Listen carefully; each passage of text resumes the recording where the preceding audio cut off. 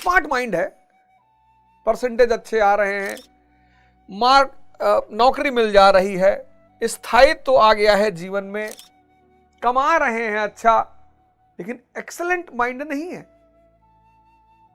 Excellent mind रैंचो का है।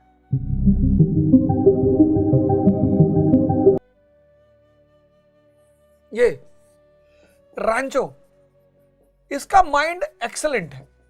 मेरा कोई आदमी भारत के सर्वोत्तम पद पर आसीन हुआ, मेरा कोई जानने वाला, चाहने वाला, मानने वाला, तो इसी बात के लिए मैं आमिर खान को भारत रत्न दिलाऊंगा, सिर्फ इस बात के लिए। हालांकि आमिर खान जी ने बड़ी अच्छी अच्छी मूवी दी है, मैं इस बात पर उनका बहुत बड़ा प्रशंसक हूं। इस बात को लेकर उनकी मूवियों में सेंस होता है, कुछ कहना चाहती हैं वो, समाज को कुछ बताना चाहती हैं कि जागो। चतुर्लिंगम जो है एक स्मार्ट माइंड है, सब रट लेता है, सेकंड पोजीशन भी पा रहा है, नौकरी भी मिल गई, गाड़ी रखे। राजू और फरहान ये एवरेज माइंड है। ये एक्सेलेंट माइंड क्यों है? इसके पास विवेक है, विजडम है। अब ये सौभाग्य है, प्रभु का आशीर्वाद है, किसके पास है? इसके पास विवेक नहीं है। इसलिए सारी उपलब्धि होने के बाद भी ये परेशान है जिंदगी में। आज तुम देखो ये संख्या बढ़ती जा रही है, 80% से ज्यादा हो गई है। सब कुछ है, परेशान है, ये सब कुछ है, डिप्रेशन में है, रास्ता ही नहीं मिल रहा है। तो धर्म की शरण में आओ, रटो मत, रटे तो गए। कर्म क्या है? भजन।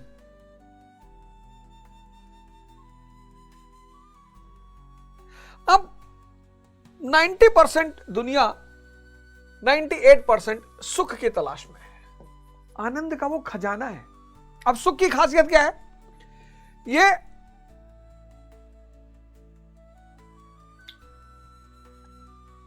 अस्थाई है। क्यों अस्थाई है? क्योंकि दूसरे पर निर्भर है।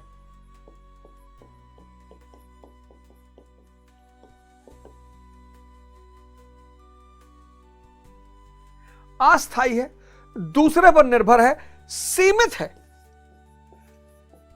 एक उम्र के बाद वो भी नहीं मिलेगा।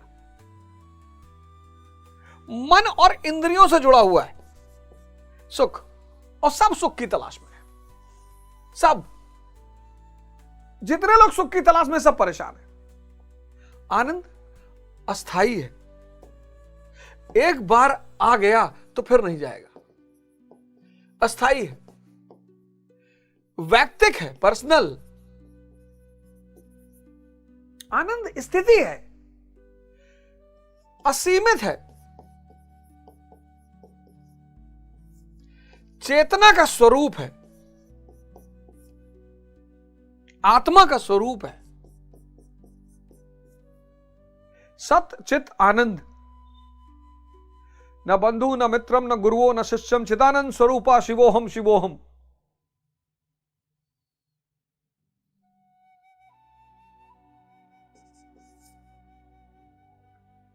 कोई धन, किसी व्यय, किसी खर्च की जरूरत नहीं, नो एक्सपेंडिचर।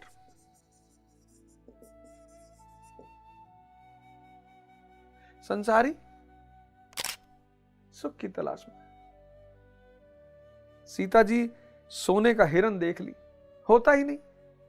इसके लिए धन कमाना पड़ता है, इसके लिए ध्यान कमाना पड़ता है। अगर विवेक पैदा हो जाए, दुनिया में सबसे कीमती चीज, सबसे विवेक, ये आत्मा का गुण है।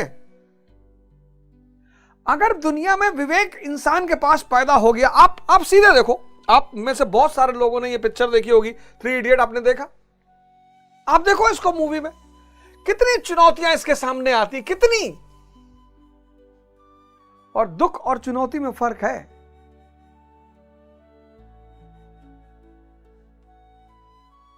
इसके सामने पहली चुनौती कौन सी आई? रैगिंग वाली। कैसे निपटा इसने? याद करिए उस सीन को। इसके सामने दूसरी चुनौती कौन सी आई? जब वो डीन कहता पढ़ाओ, समझाओ हमें, आज तुम पढ़ाओगे। तीसरी चुनौती कौन सी आई? कि दोस्त फेल ना होने पाए। चौथी चुनौती कौन सी आई? Examination hall. चौथी पांचवी चुनौती बच्चे की डिलीवरी, और इत्यादि एटसेट्रा एटसेट्रा एटसेट्रा। और हर चुनौती से यह बाहर निकला। क्यों? क्योंकि विवेक है इसके पास। और तुम विवेक के विकास पे ध्यान ही नहीं दे रहे हो। और विवेक एक ही तरीके से पैदा होता है, सेवा करने से।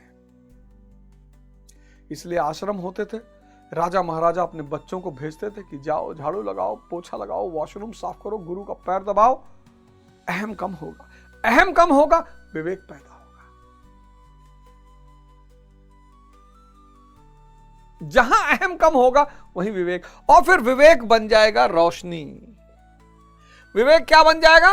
रोशनी बन जाएगा, लाइट।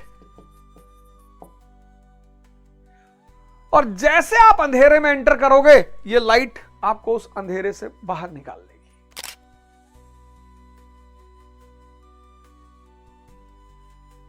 है? निष्काम कर्म या बुद्धिज्म का प्रतित्व समुत्पाद, दोनों एक ही है।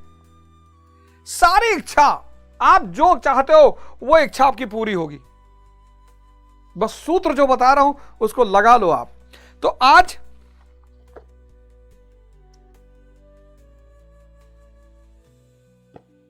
अड़तालीसवां श्लोक 48। एक एक वर्ड कीमती है। सिद्धि और असिद्धि में समान भाव रखकर योग में स्थित होकर कर्म कर। कौन सा कर्म? निष्काम कर्म। निष्काम कर्म, निष्काम। अब बुद्ध का प्रतित्व समुत्पाद, प्रतित्व समुत्पाद, और गीता का निष्काम कर्म, मुझे लगता है कि दोनों एक है। यह है थ्योरी ऑफ कॉसेशन, कार्य कारण का सिद्धांत।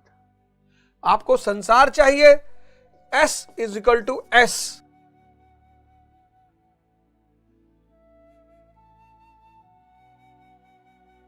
हजार करोड़ रुपए के आप मालिक हो गए और आप कह रहे हैं कि मर्सिडीज नहीं खरीद पाएंगे। अब जो मर्सिडीज की चिंता कर रहा है उसके पास 1000 करोड़ आएंगे ही नहीं। जो संसार में उलझा हुआ है उसके पास संसार आएगा ही नहीं।